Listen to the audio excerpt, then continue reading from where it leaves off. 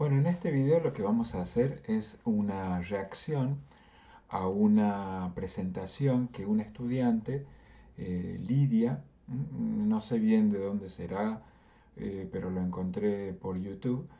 Esta presentación lo que hace es una comparativa entre el pensamiento ético de Aristóteles y el pensamiento ético de Kant, ¿sí? Esto que nos viene eh, como ocupando en esta unidad, ¿sí? Y que en definitiva nos muestra que un pensamiento está vivo en la medida en que uno puede también ejemplificarlo, puede reaccionar al mismo, ¿sí? Entonces, esto que usualmente uno ve en TikTok o en YouTube, que son los videos reacción, bueno, voy a intentar hacer lo mismo, tratando de detenerme solamente en aquellos momentos que me parezca oportuno para aclarar algo o ampliar algo, ¿sí? Así que bueno, sin más preámbulos, vamos por acá. Sobre la felicidad, vista desde el punto de vista de dos autores, Aristóteles y Kant. Aristóteles dice que todo tiene un fin, todo busca llegar a un fin. Por ejemplo, la semilla busca ser un árbol, un león busca cazar para comerse esa comida, y todo tiene un fin, y eso es totalmente evidente. Y eso lo dice en la primera línea de la ética Nicomaquia. Todo arte y toda investigación científica, lo mismo que toda acción y elección, parece tender a algún bien. Y como todo tiene un bien, todo tiene un fin, la ética de Aristóteles es conocida como teleológica, que viene de telos. Telos del griego quiere decir fin.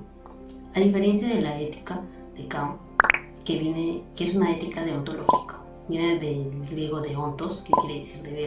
Pero la ética de Kant la vamos a ver más adelante. Entonces, como todo tiene un fin para Aristóteles, yo estoy haciendo, por ejemplo, este video para entregarle a un profesor para que me pueda poner una nota. Y pues quiero obtener esta nota para aprobar el curso, y quiero aprobar el curso para poder terminar la carrera. Y la carrera la quiero terminar para obtener un título, y en fin, así, ¿no? El título para tener un trabajo, el trabajo para tener dinero, y el dinero es un medio de cambio para tener muchas otras cosas, pero pues no podemos seguir así. El ejemplo está bastante bueno. Obviamente hay cosas que uno puede decir acerca de esto o muchos otros ejemplos, pero lo interesante es esto de que el sentido se lo da la posibilidad de presentarlo, ¿no? Sí, hasta la eternidad, ¿no? No puede ser esta sucesión infinita, tiene que tener un fin último. Y Aristóteles propone que este fin es la felicidad, pues todos tendemos a buscar esta felicidad. Todos queremos ser felices.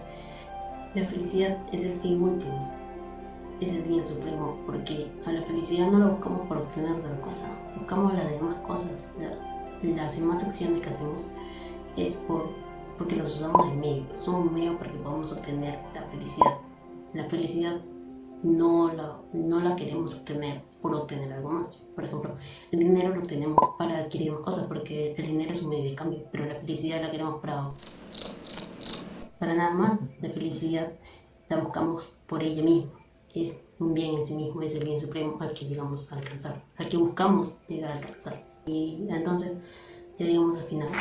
Eso ya lo tenemos todo. Pues Aristóteles piensa que debemos de buscar la felicidad, qué es lo que le da sentido a la vida. Dice que una vida no tendría sentido si es que no estuviéramos buscando la felicidad, si es que no pudiéramos ser felices, ¿por qué estaríamos existiendo?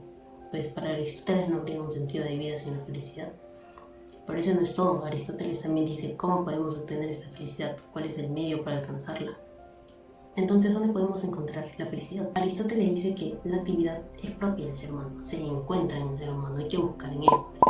Se da cuando el ser humano desarrolla su actividad propia, la perfecciona. Como, por ejemplo, si tenemos un cuchillo, este cuchillo, ¿cuál es su función? ¿Cuál es algo propio de él? Pues cortar. Si un cuchillo no puede cortar, entonces no es un buen cuchillo. Y el ser humano debe tener una actividad propia. Pero entonces, ¿qué es esto propio del ser humano? ¿Qué es esto propio que el ser humano debe buscar seguir desarrollando para que pueda obtener la felicidad.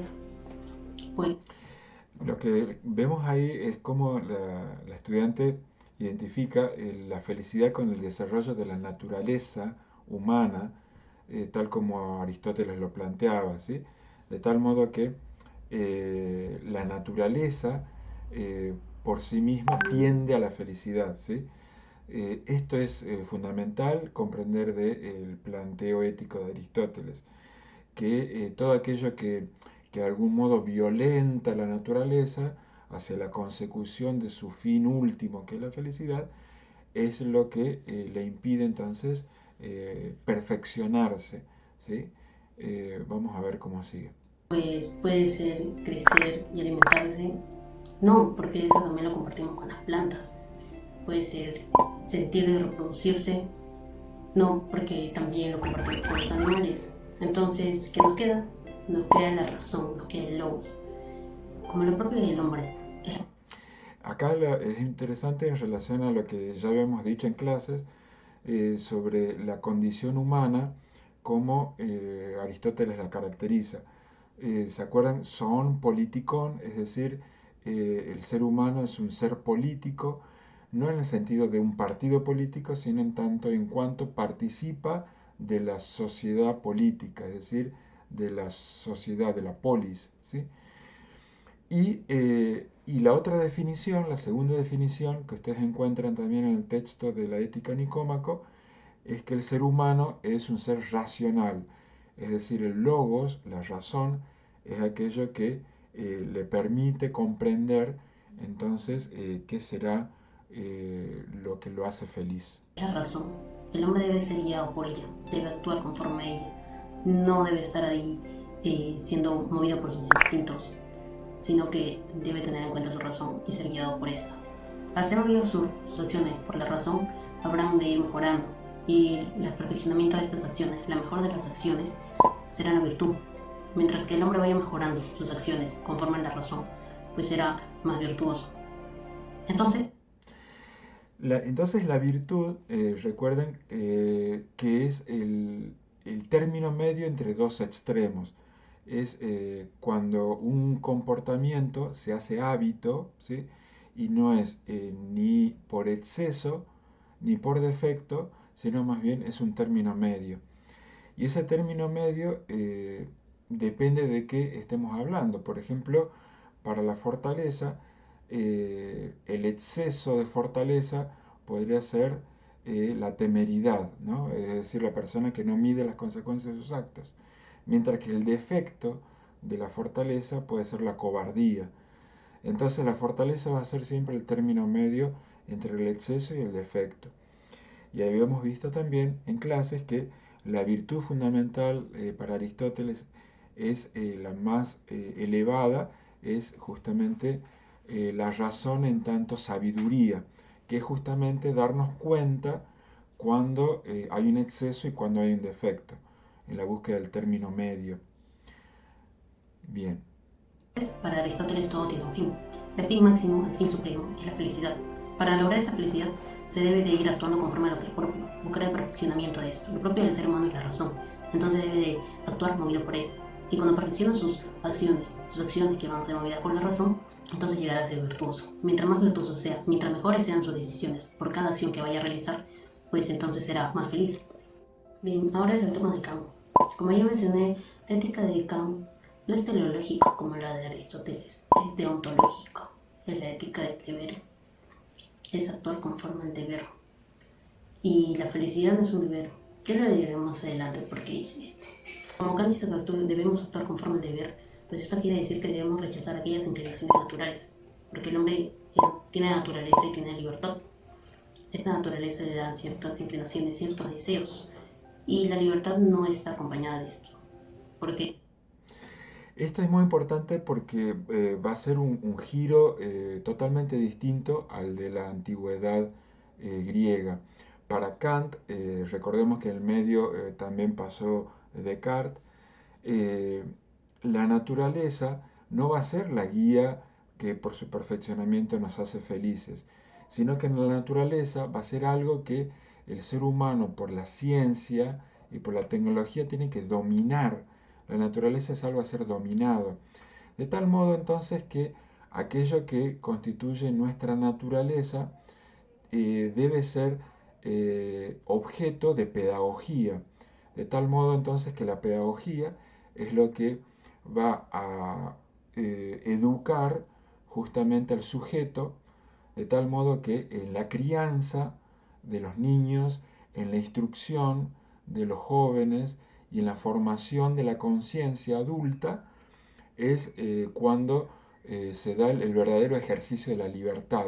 La libertad, lejos de ser una cuestión espontánea, es la libertad de cumplir el deber de conciencia, ¿sí? Y que generalmente, casi siempre es un ejercicio que va en contra de las inclinaciones, en contra del propio interés, diría Kant, ¿no?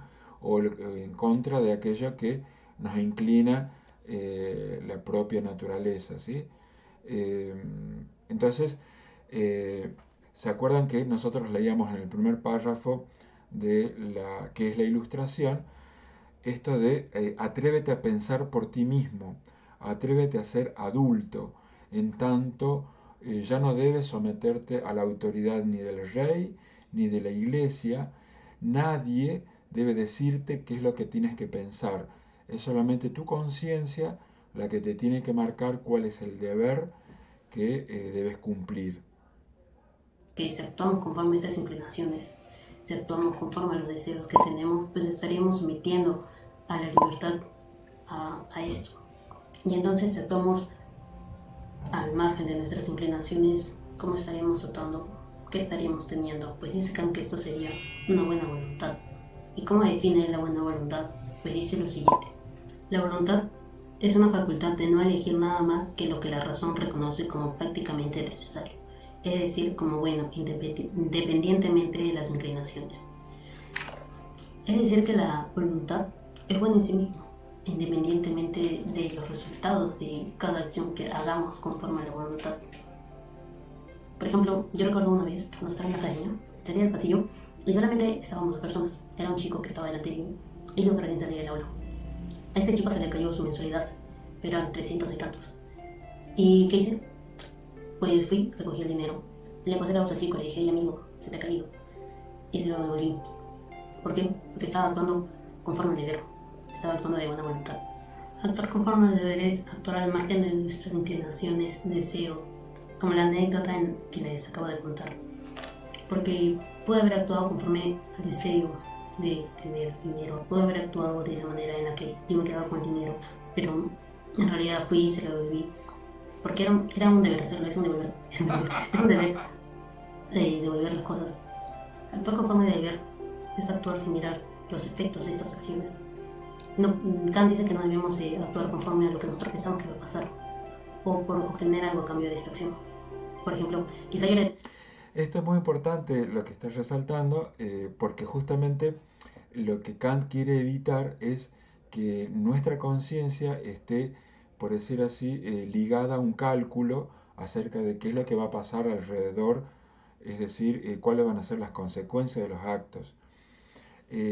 Acá Kant de algún modo está fascinado, si se quiere, por la ley inscrita en la propia conciencia a través de la educación y de la cultura. Él llega a decir lo siguiente, ¿no? Eh, Me maravilla la ley inscrita en mi propia conciencia y el cielo estrellado sobre mí.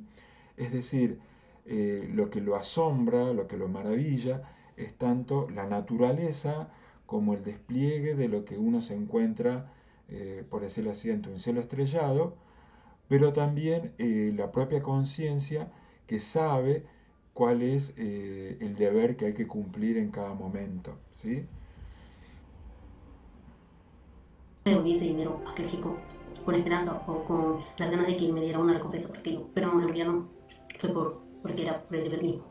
Si yo hubiera devuelto ese dinero esperando una recompensa, entonces no estaría actuando por deber, estaría actuando por un deseo, por una inclinación, porque quería que me diera una recompensa, que quizá me diera un reconocimiento, ¿no?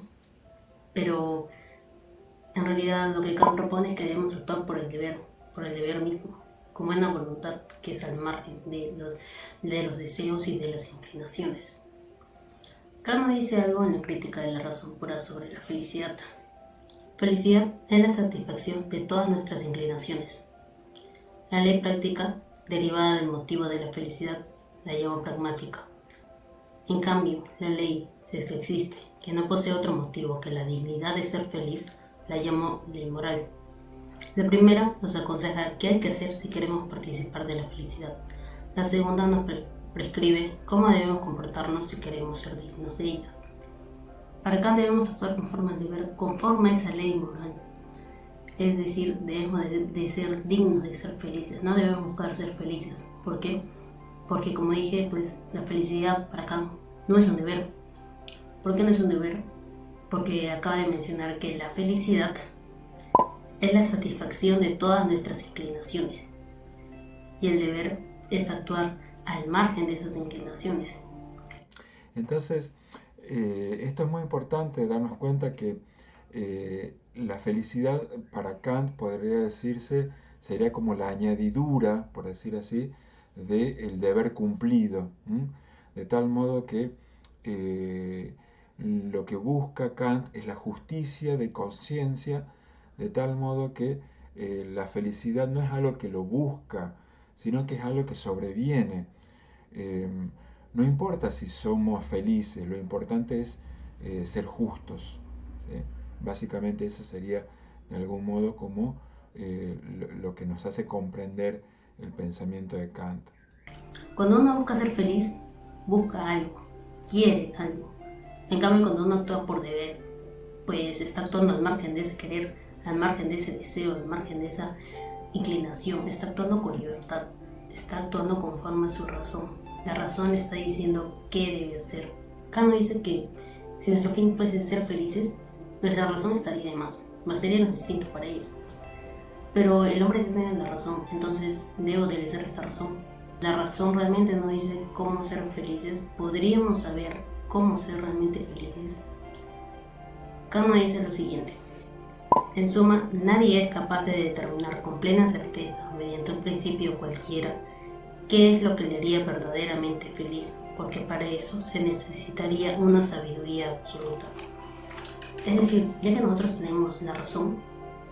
En esta obra que cita, que es La fundamentación a la metafísica de las costumbres, lo que plantea Kant es algo que es consecuente con lo que ya habíamos leído también en el ensayo que es la ilustración. En tanto, la felicidad va a ser siempre como aquello que, como decíamos, que es consecuente a la dignidad de haber seguido primero la propia conciencia. ¿Se acuerdan aquella frase sapere aude? ¿No? Atrévete a pensar por ti mismo y realizar entonces aquello que por deber lo crees correcto. ¿Sí? Y si esta razón, su meta sería decirnos cómo ser felices, no sería suficiente, tendría que ser un saber totalmente, un saber completo, un saber absoluto, para que realmente pudiéramos saber qué nos hace felices, cómo obtener esa felicidad.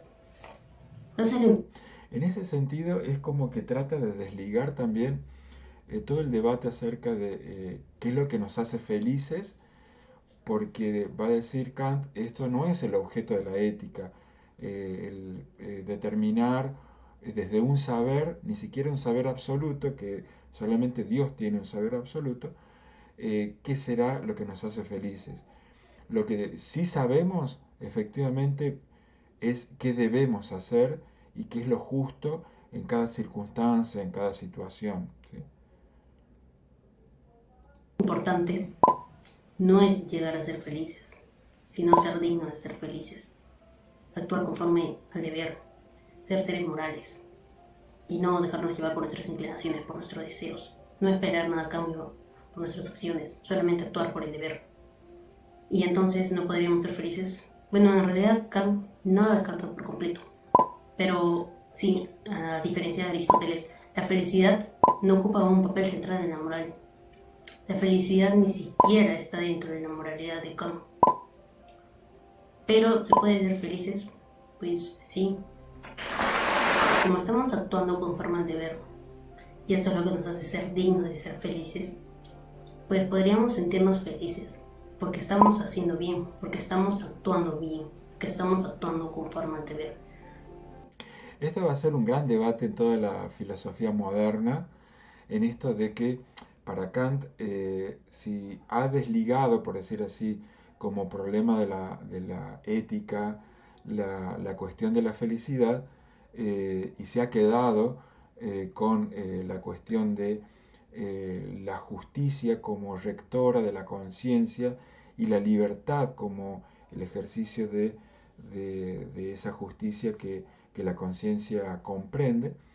Entonces, de esa forma es cuando los filósofos empiezan a debatir, bueno, pero entonces está bien, es demasiado riguroso, dirían algunos.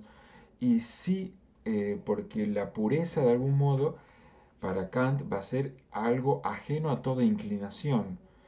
Tiene que ser puro en el sentido racional. Por eso es que él tiene estas dos obras que ya les mencioné en algún momento, la crítica a la razón pura y la crítica a la razón práctica. Es decir, el ejercicio de la crítica no es más que la búsqueda de los fundamentos. Y en esa búsqueda de los fundamentos, lo que va a buscar es fundamentar más allá de las precomprensiones naturales, aquello que nos hace humanos, aquello que efectivamente nos hace distintos a los animales, va a decir Kant, ¿no? Eh, bueno, a ver cómo sigue la exposición. Pero no debemos actuar porque queremos sentirnos felices al actuar conforme al deber, no. Esto ya sería actuar conforme a una inclinación, conforme a un deseo de sentir felicidad por hacer el bien. Debemos actuar conforme al deber, por el deber mismo. Y si es que esto nos satisface, pues bien, podemos ser felices. Y si es que no, no hay problema, pero estamos siendo dignos de ser felices. Dicen que la ética de Kant es bastante rígida, bastante dura. Y a mí me gusta bastante. Estoy completamente de acuerdo en que debemos actuar conforme al deber. Pero también estoy de acuerdo con Aristóteles en que esta vida no tendría sentido si es que no pudiéramos ser felices. Bien, gracias.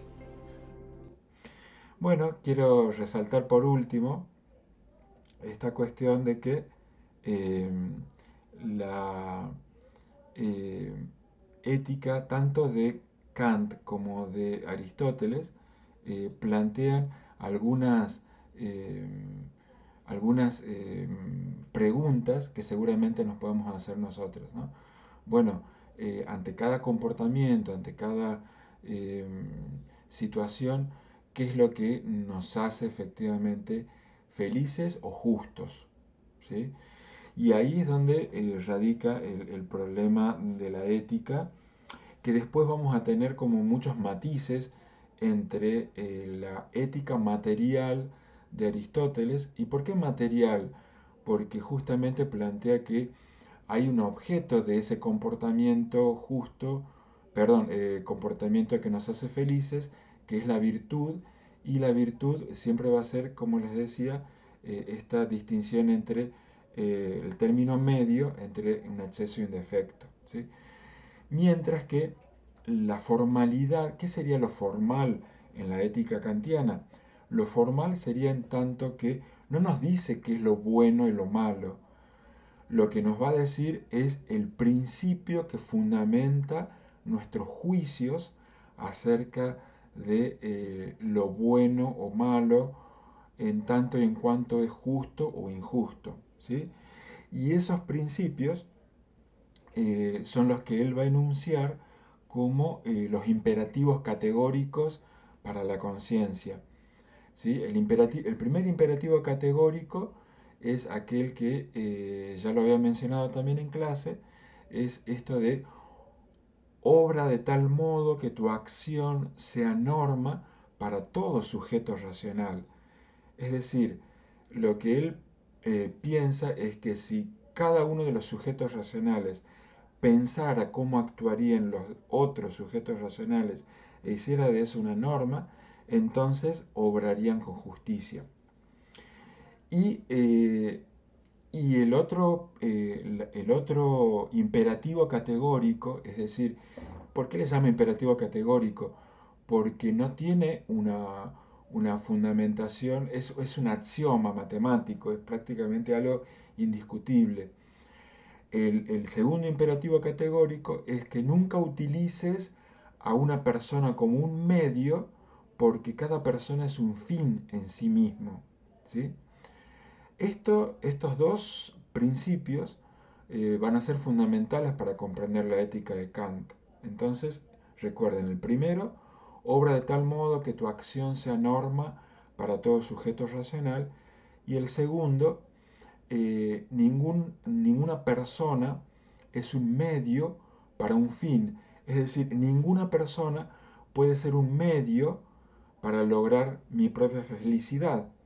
Ninguna persona, entonces, por más que me ame o la ame, perdón, este, tiene que ser comprendida como un medio para un fin que sea la felicidad. ¿Sí?